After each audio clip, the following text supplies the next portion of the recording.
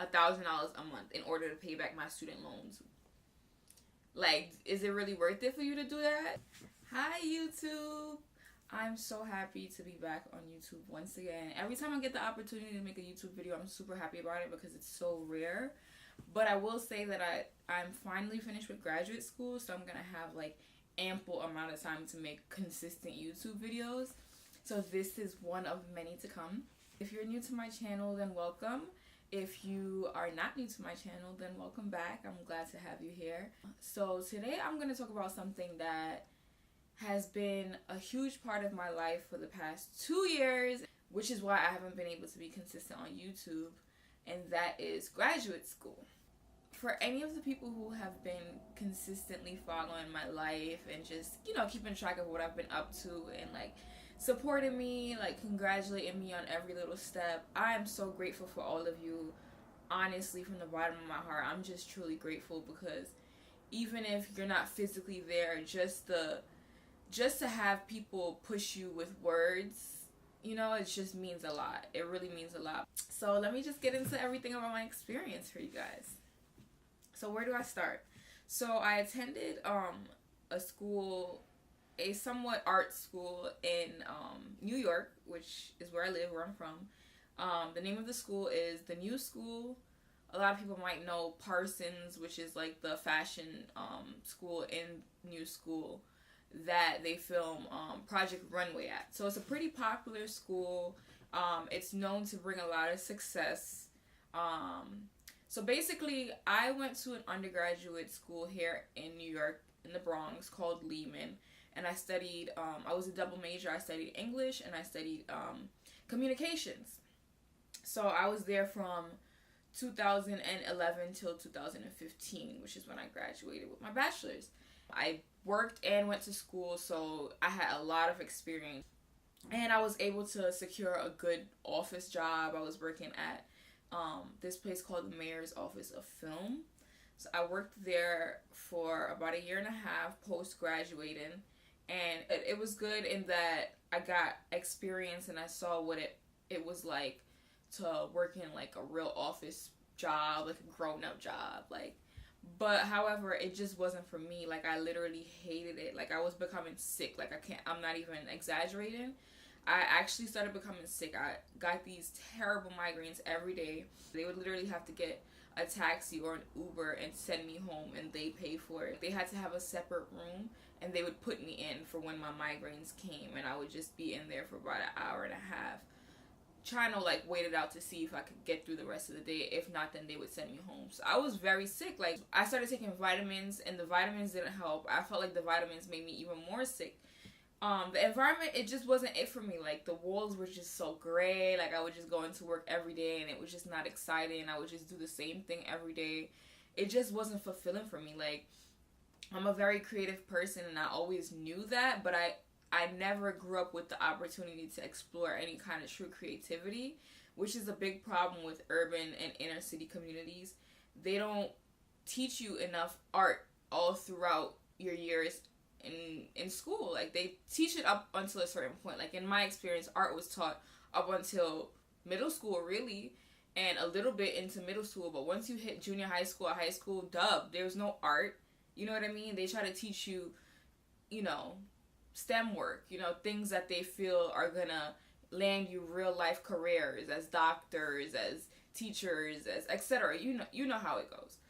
But that to me is an unfair perspective because a lot of people who live in the world are artists. They're creative people and they just don't have the opportunity to explore that. And then when they do enter into the real world, they just end up being lost because they're forcing themselves into a box and they don't understand why. And a lot of times it's because that's not what they're meant to do. They're meant to do creative things. They're meant to be artists and they just don't even know it. And that was kind of my experience. So during my time at the Mayor's Office of Film, I started doing crazy research because I would have mad time throughout the day because there wasn't really much to do in the office. So I would just do research all day long. Like 8 hours a day I would just research. So I got into like this huge phase where I was researching travel blogging. I always knew that I loved the experience of seeing another place, but I just never really had the opportunity to do so. So I was like, let me just look this stuff up, live vicariously through some people.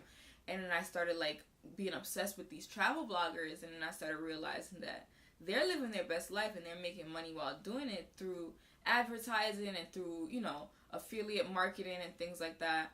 And I was just really interested in it. Then as I, you know, dabbled into it more, I started realizing that like a lot of them make like these amazing videos, like crazy content. Like it was just very creative.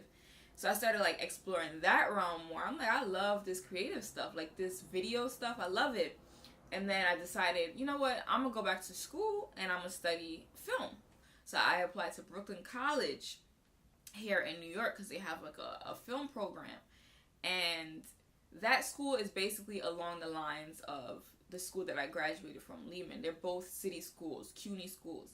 And I applied there and I got rejected. Like I literally got rejected and I felt so bad. I was like, how the hell? Mind you, I have a 3.8 GPA from Lehman. I was a double major. Like I was like, there's no way a CUNY school could deny me. But the real thing behind this is that I really, really wanted to go to the new school. I wanted to go to the new school so bad, but I was like doubting myself. Like there's no way I'm going to get into that school. I'm not artsy enough. I don't have a portfolio. I don't have all these things that you have to show for. But after I got denied from Brooklyn College, I was like, let me just apply to new school. I applied, I wrote this crazy paper, and I got in. So I started at the new school in January of 2017. I'm making this video now, December of 2018. So it's next month will be 2 years since I started at the new school. The resources are amazing. The professors are extremely knowledgeable and professional. The environment is just like so comfortable and artsy and free, and they're just so progressive. Like they move with the times. Like it's just an amazing school to go to, and I would recommend it to anyone, despite the fact that it's super expensive. And I'm gonna get into that because that is just like, I'm gonna get into that. But overall, the new school is an amazing school. Like an amazing school. I'm just so happy that I was able to have that be a part of my journey. Alright, so let me talk to you about graduate school. So there's a lot of things that people don't know about graduate school. So, alright, I feel like a lot of times back in the days, people wouldn't jump from undergraduate straight into the graduate school. Graduate school would be more so for continuing adults, you know, like older people who want to go back to school and, you know, get more education. Nowadays, people are jumping straight from undergrad straight into graduate school. You know, I had that 1.5 year break and I had like real life experience, although it wasn't for long. 1.5 years is really not that long, but I did have that experience to where I could say, you know, I want to change the direction that I'm moving in. But to say that you jump from undergraduate straight into graduate school, I wouldn't recommend that for anyone. Absolutely not. Because one, graduate school is something that is not cheap. You don't get financial aid for that. You have to take out loans or pay out of pocket or get grants or scholarships. So for you to make the decision that you're going to invest $80,000 into another 2 years of school after already being in school for 4 years and you don't even have any real life experience, that's a big decision, because in reality, these jobs don't look for your education. They look for your experience. So if you don't have experience, you're setting yourself back. If you're adding 2 more years of you with no real life experience, okay, great, you got a master's degree, but what experience do you have? You've been 6 years without work. Give yourself time to do the work, to have something under your belt. Post bachelor's degree is hard. That time is hard. I know so many people who just struggle post bachelor's degree because you're expecting for you, you know, once you graduate that everything's supposed to work out for you, and it doesn't. You know what I mean? And it doesn't. And then on top of the career not working out, you're discovering yourself, you're losing friends, you're trying to figure out how to take care of your health, you're trying to be financially stable, you're trying to figure out who you are, how you exist in the world, you're trying to just navigate through the world. And for you to just jump right back into school and not give yourself that opportunity to figure out who you are and what it is that you actually like in life, because these things do change. If you don't give yourself that opportunity, then you're selling yourself short as an individual and career-wise. Anyone who's thinking about going to graduate school, I would say that graduate school is not for everyone. Graduate school is a program that you attend if you want to, you know, gain more knowledge on whatever your field is. Like if you have a job and you want to get a higher salary and you know getting a master's degree is going to bring you there, you know, you want to expand on your knowledge, then that's a reason why people go to graduate school. Or if you want a change in career, you know, you want to change your career, so you go back to school to get new knowledge. Absolutely. Those are those to me are the only two reasons why anybody would go to graduate school, because it's super expensive. So I don't feel like it's something that you should just get up and be like, I'm gonna go to graduate school, I'm gonna just go to school. Like, I just don't feel like that's a realistic thing to do. It just doesn't make sense. And I'm gonna tell you the reason why I say this. So like I said, I can only speak on my own personal experience, and in my experience, my school was $20,000 plus a semester. So I did 4 semesters. So obviously right now I'm in over $80,000 in debt. And I'm not saying this to get any pity, because, you know, it's my decision and I stand by it. I'm saying this to show y'all something realistically. $80,000 in debt. And that's not even to include if you already had debt from your undergraduate. You could be looking at $100,000 in debt. Do you think it's worth it? It has to be worth it for you. It cannot just be a spur of the moment decision. Like, I'm not doing nothing with my life, I'm going to just go back to graduate school. I would say only if you know that you're going to gain something from this program and you know that this is what you need and this is the route that you need to take. That's the only reason why I would encourage anybody to put themselves in $80,000 debt. But if you are so sure that graduate school is what you need, do it. Do it. Do it. Do it. Do it. Do not make the money stop you. You have to know that you're investing in yourself and you're going to make that money back tenfold. Absolutely. Because after graduate school, you're a professional. You become a professional. Another thing I would say is graduate school is not like undergraduate, in that graduate school, my school in particular, so if you miss 3 or more classes, you fail. You fail. And failing means less than a B. If you get less than a B, you fail. So in my first semester, I had went to Paris, London, and Miami all in that one semester. So I missed a good amount of class. So I was in Miami around my birthday time, and I'm in the club. I swear on my life, I'm literally in the club, and I get an email from my professor saying that based on what he's looked up about my records, I'm on the brink of failing. I'm like, what? That's money. That means that I just L'd on thousands of dollars. Like, no, I'm not about to do that. So I was like, that's not an option for me. So I wrote him and I spoke to him. I'm like, it's my first semester. Like, you know, I was just figuring everything out. Like, I just need a chance. And then he gave me a chance to, like, make up extra work, and everything worked out in the end. Because obviously I just finished graduate school. But that's just something to bear in mind. Like, it's not a joke. Like, you have to be on top of it. You made the decision as an adult to go to graduate school. You cannot play. You have to make sure that you do not miss a class. After that, I never missed a class. Like, I was on point all the time. All the time. Like, graduate school is a lot of work. I know people say that, and child, I'm telling you, it's a lot of work. I feel like the only way graduate school is not a lot of work is if you're somebody who, like, your parents pay for everything for you. You have no responsibilities. You don't have anything to do except for graduate school. It's not going to be that much work, to be honest. Because it's not like, oh my God, the work is insane. Like, it's not even like that. It's just that because you're an adult, or you're becoming an adult, or whatever it is, you have other responsibilities. So majority of the people are balancing family issues, kids, work. You're focused on getting your physical health together, getting your mental health together, relationships, friends, social life. It's a lot of sacrifice. But at the end of the day, graduate school has to be number one over anything. Like, that was my perspective. Like, this is number one, so anything else has to kind of just work around it. Even work. Like, work has to work around graduate school because I'm not going to fail. I'm spending my money on this, so I'm going to get it done. You know what I mean? Graduate school, if you don't utilize the fact that you have a network and you have people who actually work in your field and who are actually professionals, then you're selling yourself short. That's one of the biggest keys to graduate school. Make sure you network. Make sure you put yourself out there. Make sure you're working on projects. Make sure you don't just approach it like it's just school. approach it like it's a job. Like anything that you're making, make it like it's a job and put it out there so people could see like, okay, Aswani just made this project in her editing class and she's dope. Like I saw her work.